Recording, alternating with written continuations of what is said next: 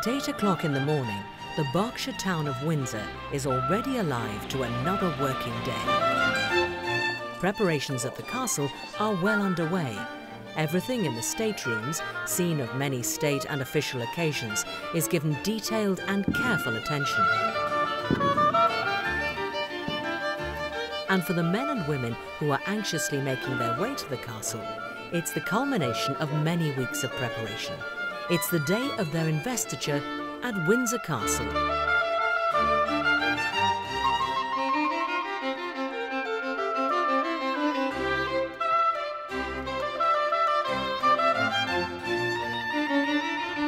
A short walk from Buckingham Palace at St James's Palace is the central chancery of the Orders of Knighthood. It's part of the Lord Chamberlain's office and is responsible for governing the orders of chivalry and maintaining the records of all appointments within each order. They also take the lead in organising investitures and the sending out of invitations, together with warrants signed by the King. Lindsay, good morning. Can we just confirm some of the numbers that we are expecting for investitures in the next season? Looking at February, Investiture X in the morning at Windsor Castle with the Prince of Wales. 65. 65, thank you. Just turning, we've got 4 in March. When the various insignia arrive from the manufacturers, each decoration is very carefully scrutinised for blemishes and then stored in the Central Chancery's vaults to await its recipient. Only a select number of investitures are held at Windsor Castle each year, and recipients and their guests are treated to a sumptuous display of art and indeed history as they carefully make their way through this majestic building.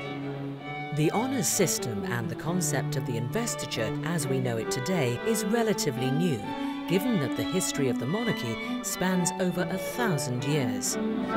Honours for chivalry have been around for centuries, but it was largely due to the King's great-grandfather, George V, who in 1917 established the Order of the British Empire, so that honours could be more widely given to deserving citizens from all walks of life for their contribution to the war effort.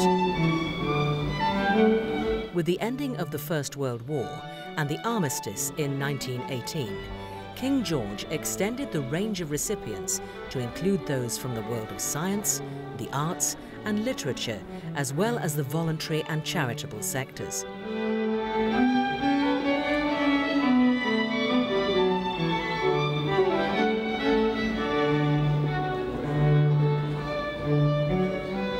Many countries in the world today have honours and awards of one sort or another, but nowhere is the bestowing of titles and decorations performed in such splendid surroundings and with such grace, style and ceremony.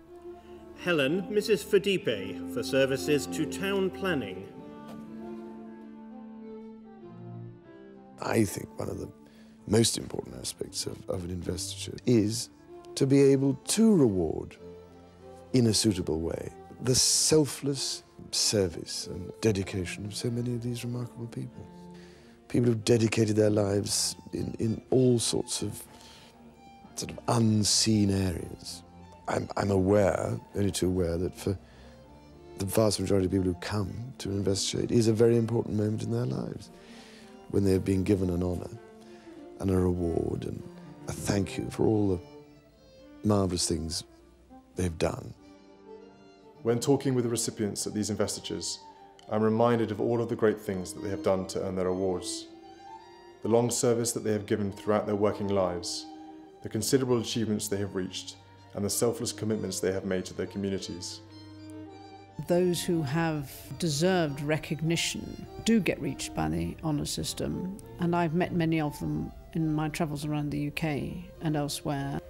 I hope that the example set by these naturally generous and determined people will not be underestimated, especially that they will have enjoyed the experience of today.